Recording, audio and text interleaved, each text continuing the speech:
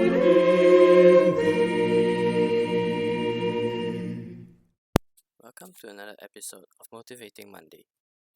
Today, I'll be expounding on a verse that hopefully may help to motivate us. Today, the verse I'm going to be expounding on is Acts chapter 7, verse 60. The verse reads, "Then he fell on his knees and cried out, 'Lord, do not hold this sin against them.' When he had said this, he fell asleep." For previous context of this verse, it was on the stoning of Stephen. Stephen was a martyr and was stoned and killed due to his faith in God. Stephen was full of faith and did great wonders and signs among the people. But some from the synagogue of the freedmen began disputing with Stephen, as they could not refute his teachings and the signs that he showed. This caused the members of the synagogue to induce men to say that Stephen had been speaking blasphemous words against God and Moses. They also stirred the public, and he was subsequently brought to the council to answer to his accusations.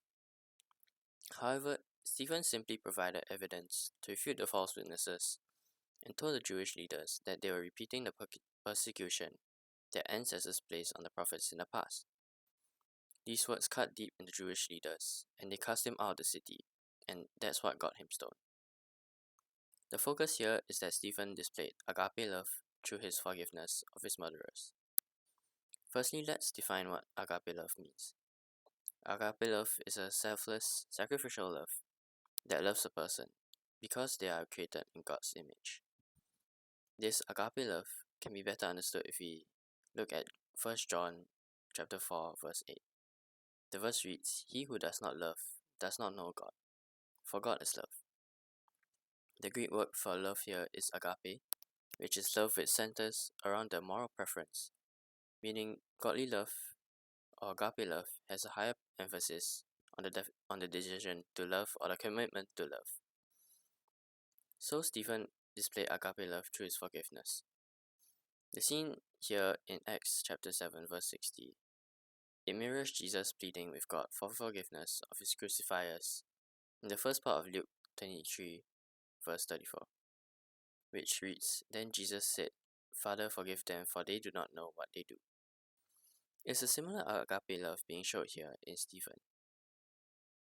Like how Stephen forgave his executioners, I've seen agape love through forgiveness present in my own life. In my own personal experience, there have been many times that I've been in conflicts and have needed to forgive the other party. One could definitely not consider forgiveness and hold a grudge against the other party, but it wouldn't do anyone good, and I've been able to resolve and forgive the other in disputes most of the time.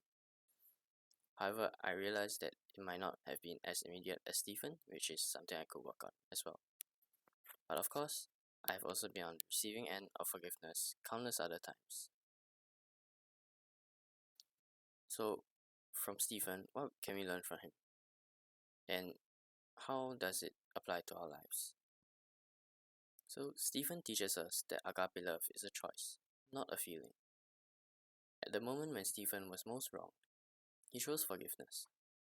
In our lives, forgiveness may not look as dramatic as Stephen's, but it's often just as challenging. It could be forgiving someone who spoke harshly, someone who misunderstood us, or someone who hurt us repeatedly. Holding on to resentment may feel justified, but the Bible reminds us in Ephesians 4 verses 31 to 32 to put away bitterness and instead be kind, tender-hearted, and forgiving. We can learn that he chose to demonstrate godly love over his own personal comfort. We can also learn that godly love can be shown and should be shown to numerous different kinds of people, even one's own persecutors. This is also referenced by the Bible to love your neighbors and enemies likewise. In Matthew chapter 22 verse 39, and the second is like it, you shall love your neighbor as yourself. And Matthew chapter 5 verse 44, but I say to you, love your enemies, bless those who curse you, do good to those who hate you, and pray for those who spitefully use you and persecute you. But one more thing we can take away is that godly love will never be necessarily easy to show to others. You could be taking away time out of your day, or even forsaking your own emotions to demonstrate agape love. but all we need to do is try. You don't need to be worried if you fail many times, as God loves us the same way we should show love. So as long as we keep trying, God will be pleased.